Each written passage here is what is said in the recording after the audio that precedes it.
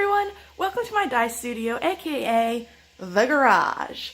Today I need to dye 2 skeins of Beautiful Leopard, which is my colorway that has a yellow base and brown, not really speckles, more larger splotches. And so I figured I would show you what I'm doing. It's a lovely overcast day, so the lighting seems to be pretty nice.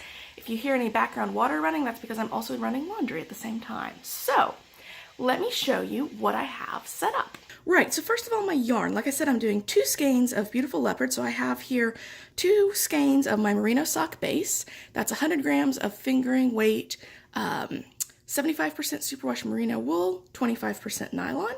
They come from my supplier with 3 ties on them, which are lovely. And then I also add 1 additional tie, which is just a loop of thick cotton string that I loop clean through the middle of each skein, so that way, of course this is getting a little tangled, I always know exactly where the middle of my skein is. It makes it easier for me to handle them and also to separate them if I need to separate them. So I've got those soaking in some plain tap water, getting all wet so that way they take up the dye evenly. The Beautiful Leopard is a 2-step dye process. So my first step I have prepped over here. I have a, it's a cooker thing that has hot water with citric acid in it. That's my dye bath. And then I have my pre-measured out dye and then just some tools. So we're going to dip dye for that first section. And then the second process is the kind of speckling, splotching. So I have my dye powder, a spoon, and then these are actually clear shower curtain liners that I use as reusable wraps for my skeins when I steam them. Right, so in this cooker, it is keeping hot just some plain water with my citric acid added because you need acid and heat to dye with acid dyes, which is what I use. So to that, I'm going to add my pre-measured dye here. Whoops. I'm going to spill it, of course.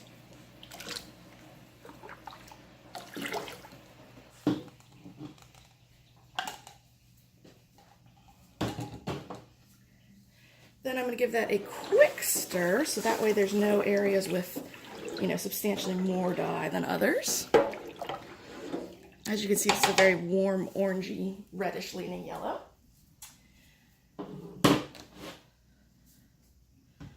Then, hopefully you can kind of see, okay, I'm going to grab my 2 skeins by their little loop ties here and squeeze out most of the excess water. I'm not super worried about it, but I do want it to be reasonably not drippy, and I'd like it to take up this dye relatively quickly. And then, as I mentioned, we're going to dip dye this. So to do that, I just start dipping the first little bit in. And so the bits that go in first will obviously have more time in the dye water and therefore take up more dye. And as I do this, I just hold these little loops out like this. This is part of what I like them for.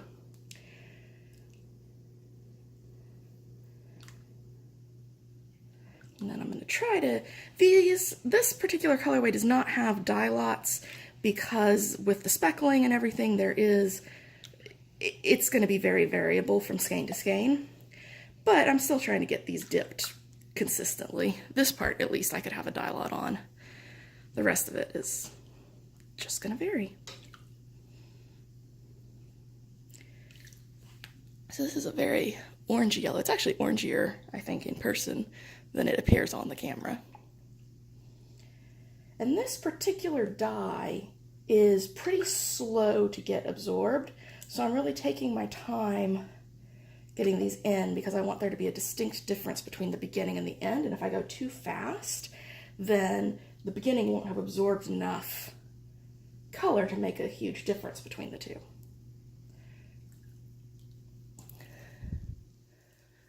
As you can see, darker at the bottom, lighter at the top.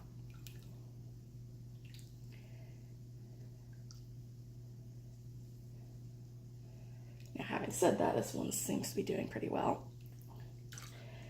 I don't know that you can see my dye water very well, but I can already see that it's got a lot less dye in it than it did when I first added the yarn or the dye to the water.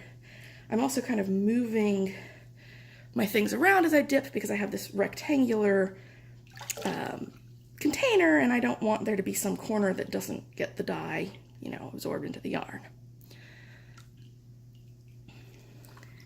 Now I do want these very ends to be colored lightly, but just lightly. So about this color would be good, but if I put them in now, it'll be darker than that. So I'm going to keep on dipping here a little bit.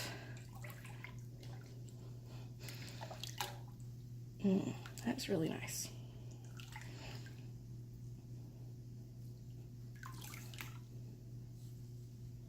Ouch, that's hot. One thing I will say, if you dip dye, be prepared. These skeins are not, they're 100 grams, but once you fill them with water, they're so heavy. So you get a good arm workout, is what I'm saying. Okay.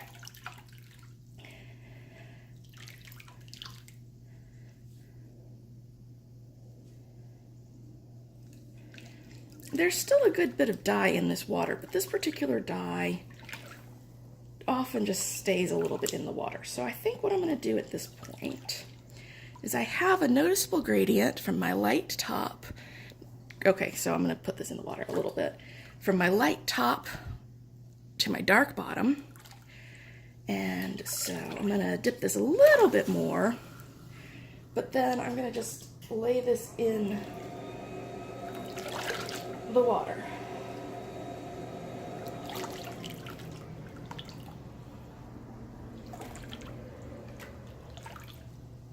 I always get paranoid about this particular dye getting too dark at the top, but like I said, some of the dye just stays bound to the water for whatever reason with this particular dye.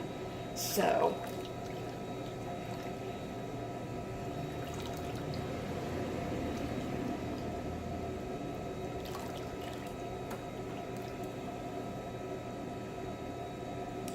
the point being, I can safely put it in at a certain point.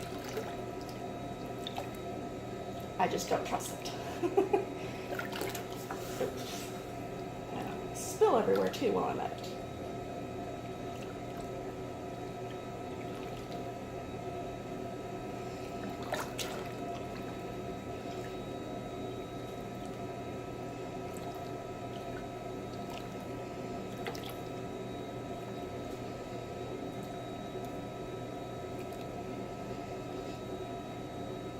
Right, all right, I'm just gonna lay this down in here.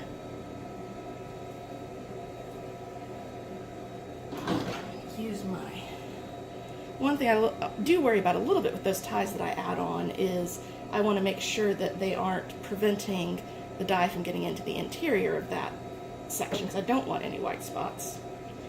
So I have my yarn in here and I'm just gonna put a lid on it and I'm gonna let it go for 30 minutes or so at the hot temperature. Should help any dye that's gonna absorb do so. And then I will turn it off and let it cool in there because that also helps the dye to fully absorb into the yarn. All right, so I have my yarn here. I've taken it out after it cooled in the water. As you can see, I have a lighter end and a darker end on each. I've kind of spread them out flat on my plastic. A lot of people use plastic wrap. I use plastic shower curtain liners because I can reuse them. Now in this stage, I'm going to sprinkle them with dye to create kind of a splotchy yarn rather than a speckled yarn. For this, I have my brown dye powder. And I always have to double check because I have a dark red that looks a lot like a brown. I have a spoon, and I have some safety gear. These dyes are really non-toxic for the most part. The most dangerous thing about them is breathing them in, which is simply dangerous because you never want to breathe a powder. So when I'm working with the powder, I wear a mask. When I'm not working with the powder, when it's suspended in liquid, I don't worry about it. And I wear these gloves simply because I would really prefer not to have my hands all sorts of colors. I had a glove bust in the middle of dyeing one of my bright blue yarns and had blue hands for like 2 days. So let me put this on here. Okay, I've never had to put a mask on over a bun before. That is not easy. So, I hope you can see this. Okay, good. It appears that you can.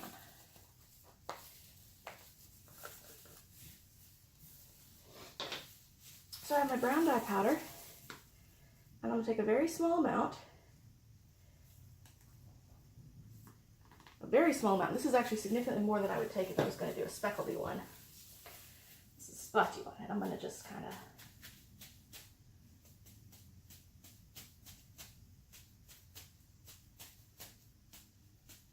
And the idea with the splotchy bits is you want to get some, there we go, some bits with splotches on them with larger amounts of dye.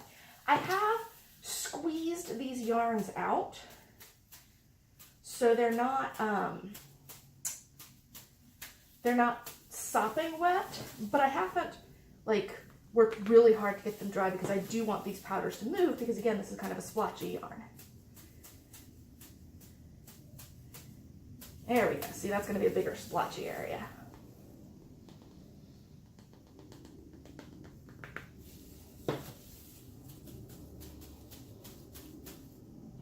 I would be going a lot lighter handed with the amount of dye if I were doing a speckle. Because these guys spread. That's always the difficult thing is you think you don't have enough, but then it spreads and you're like, oh crap, I have way too much.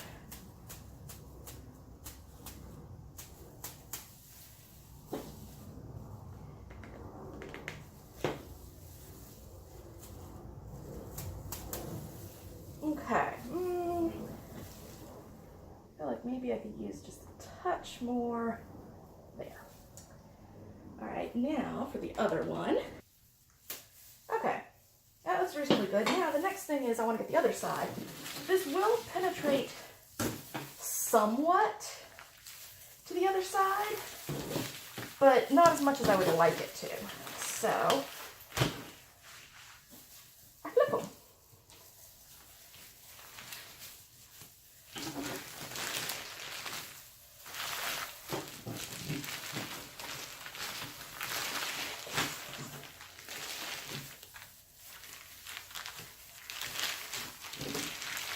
Then I kind of fold these up and under here. All right.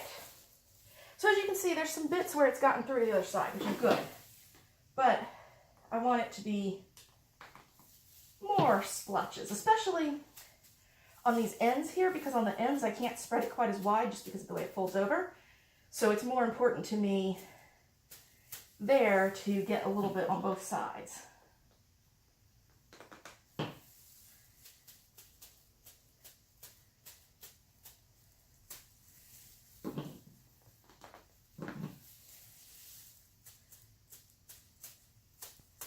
Ah, shoot, I'm getting it on plastic again. For some reason on this one, I always seem to get it on the plastic where I don't with the other one. Oh, well that was a whole bunch. That's going to spread like crazy. Okay, I want to do just a touch more there. And literally just a few grains. I'm going to do a light little sprinkle so we do get some specks of it. I tend to go a little bit lighter on the second side because stuff from the first side is going to penetrate through. This is just to make sure there's no sections that don't have any. Okay, I feel pretty good about that. Now then, like I said, the dangerous part with these guys is when they're in their powder form. So I'm going to take a wet rag and wipe off my spoon so that all that powder goes into the rag. If I happen to have a thing of yarn that's like a spare, I'll often wipe it on that, but I didn't today, so. Oh wait, don't take my gloves off. So before I take my gloves or my mask off, I'm gonna wrap these suckers up. This one's gonna be the easier one to do, so I'm gonna go start with that. Fold this over, and then I'm gonna fold this over. And around. You can see there's some brown staining on this. That's from a previous one of this yarn. I tried to do like blue yarns in one wrapper and brown yarns in another one because there will be a little bit of overlap. I mean, there'll be a little bit of staining It doesn't seem to affect the later yarns, but just to be on the safe side. This one, as you can see, is just cut much longer. It depends on where I'm cutting it from the shower curtain and what I'm intending to do with it. I need really long ones to do my self-striping yarns. I don't think this one's quite long enough, but I might have been cutting it thinking it would be long enough and then found out it wasn't. Anyway. So what I'm doing here is I'm just folding these guys up into little packages. And there they are. And now, I can take my mask off. My face is all sweaty from it. Take my gloves off, because all that dye powder is on wet yarn and wrapped up. Now, the next step is setting this. So like I said before, we need heat and acid to set an acid dye. And to set means to have it attached to the yarn so it won't come off when you wash it. Now, there's already acid on this yarn because it was in that citric acid bath when I dyed it yellow, and I just squeezed it off. I didn't rinse it, so that citric acid is still in it. The next thing we need is heat, and I'll show you how I'm going to get that. All right, this is my cooker thing again. I've got it because it can be used for all sorts of things. In this, I've got some water in the bottom and then some jars that are holding this rack up, and it is turned on pretty hot, so it's going to have steam coming up. It's still coming up fully to temperature. And all I'm going to do is plop these little packets in here. If I had more of them, to do besides just these two, I would spread them out and make a better, more efficient stack. But that's what this is going to do. I'm going to put a lid on. The reason I have foil on the inside of this lid is because this cooker comes with a self-basting lid. It's intended for roasting turkeys, and so the water, the steam, goes up to the lid, and then it's designed so that instead of going down to the edge of the lid and dripping off, it drips from the middle. And what I found is that will sometimes melt holes in my plastic. So I put this piece of foil here to encourage any condensation to go down to the sides and drip there and not melt my plastic. My plastic gets soft, but it does not melt, and when it cools, it will be normal again. So then I will steam this generally about 20 minutes. I might let it go 25 this time because the cooker wasn't fully up to heat when I put it in. Basically, I want to reach inside and feel that it's very hot on the inside. Well, actually, I don't really want to reach in because it's hot. It's like around 200, 220 degrees is about right for wool. You need it cooler for silk, but for wool, which is what this is, wool nylon, I want it to get up pretty to temperature for a while. I'm just going to let it go for about 25 minutes and then turn it off and let it cool in there, and that'll be plenty of time to get that done. All right. I ended up needing these skeins for a photo shoot that I was doing, so I rinsed them and dried them really quick without videotaping them, so unfortunately you don't get to see that, but you will see it in other videos of my dye process. So I've got them all neatly twisted up already, so that is good, and I'm just going to add their tags so that they are ready to go. Disregard any clunking and gnawing sounds in the background. My pet rats have a walnut that they have just discovered in their cage, and they always chase each other around with it for a little bit before they get settled into chewing it. So, the way that I tag my yarn is I have a hang tag, and it's just basically a business card with nothing on the back. And on the back, I have these little stickers. Now, I've pre-written in these so you don't have to sit there and watch me write the colorway and the dye lot. In this case, there's no dye lot, but I do put the date that I dyed it, just so that I can kind of keep track. If someone reports an issue with one and I know that it was dyed on a certain date, I can look and see if I have any more and see if that issue is also the same with them. So that is what I have. I'm going to tag these guys. Ooh. Hopefully without putting the tags on too quickly, because these are permanent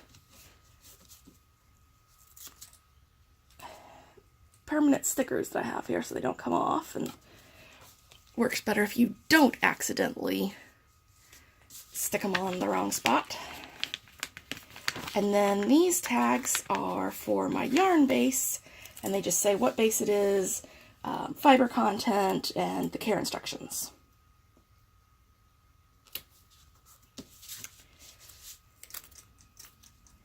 And that way I just have these separate sets of supplies and I can do all of my yarn like that. And I'm hoping this is on screen. This is a really weird angle. I need to figure out a better angle for filming while I'm at my desk.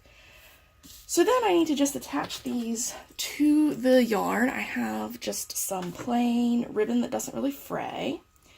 And what I like to do is I like to just kind of reach in here to this loop that's holding the skein shut. Make sure that I don't have like any yarn from here picked up because that would make it impossible to open. One of the things I like about the hang tags is it makes it really easy to open the skein if you want to look at it. Then I thread this guy on here.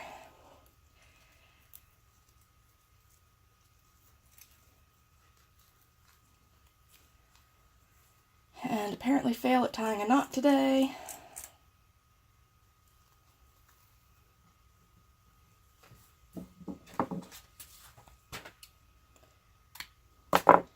And then I can just flip this guy down and he hangs like that. And then on the back, you have on the back you have your colorway information and your yarn base information. And those are done. And then later today, I will have those up on my website. Now, I actually think, well, my Etsy store. I'm pretty sure that this video I'm filming way in advance of when I'm going to release on my YouTube channel, so these will have been out for a while and possibly bought. So if you buy the Beautiful Leopard colorway, you might actually end up with different skeins. But that is that. They are done, and I hope you enjoyed watching. Bye.